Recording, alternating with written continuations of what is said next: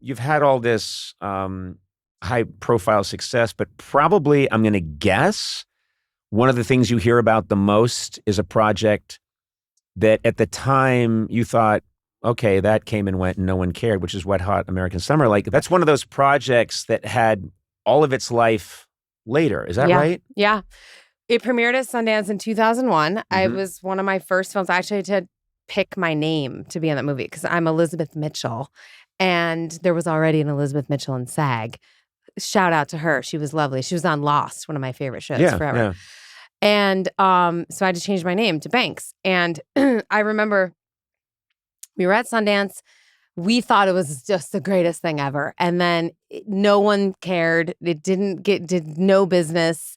And then it started showing, I remember in New York, I want to say like at Webster Hall or somewhere, it started showing like late, like how they used to do, oh, sorry, what is that? Rocky Horror Picture. Thank you, Rocky Horror Picture Show. Yeah. And so they were having these screens and it was getting like a little traction. And this is back when DVDs happened. So then people just had the DVD of it, I guess. And it completely changed my life. I went to Sundance. I met my manager to this day, 25 years now it's been, and started going on real auditions, some of which in those very early days I auditioned for to be in Spider-Man and Catch Me If You Can. And that led to Seabiscuit, which actually put me on the map in Hollywood. And then years later got an audition for 40-Year-Old Virgin because all those guys, Seth and Evan and all those guys were addicted, loved it.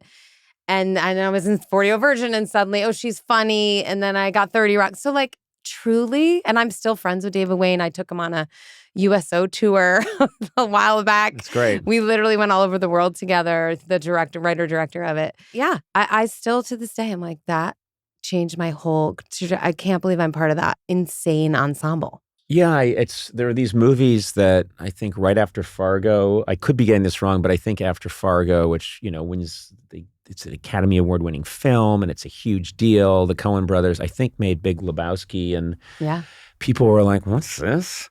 And this is weird, and it's, at the time, even people making it, on the set were probably thinking, what is this? We're making giant bowling pins, and what's happening here? What are we doing?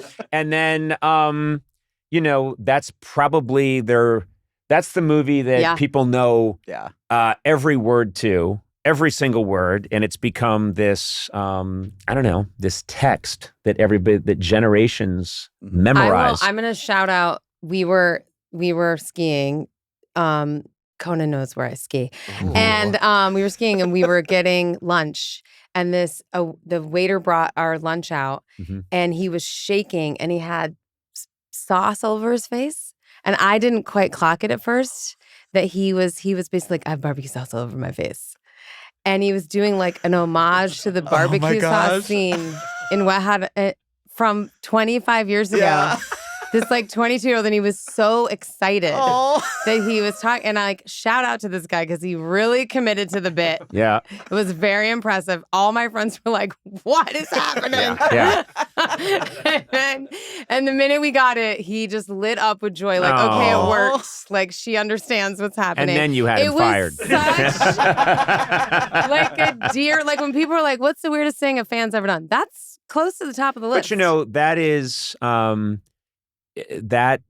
it's one of those gifts that just keeps giving, where you do something, you made it, that's a very discrete time in your life when you're very young, and then someone who's wasn't born, not born when that was made, is now hears that you're out there and needs to do this to connect with you. And that's the nice thing too, is in those moments you want to be the person that they want you to be. I know. You know what I mean? Oh, of course. You don't want to be like, hey, that's not funny. God, Get that sauce off your face. Get that off. Get out of here with that. No, I always, look at it. I get to come and talk to you and get to do these things because people watch the things that I make. Yeah. Like, period, full stop. Sure. If people didn't care about the stuff that we made, you and me wouldn't get to be here. So I'm constantly like, thank you so much to anybody who cares at all to watch it. It amazes me constantly. Okay, you've made this show, and what's the next step for you? And what's going to the future? Are you really going to try and calm down a little bit, or is that total bullshit? I literally started. Because I'm not going to calm down. I was in a writer's room yesterday, Conan. How much do you love a writer's room? I love a writer's room. Yeah. Who doesn't love a writer's room? Well, I think there are people that don't, probably, but I love it. it's the only place I stop them from doing work.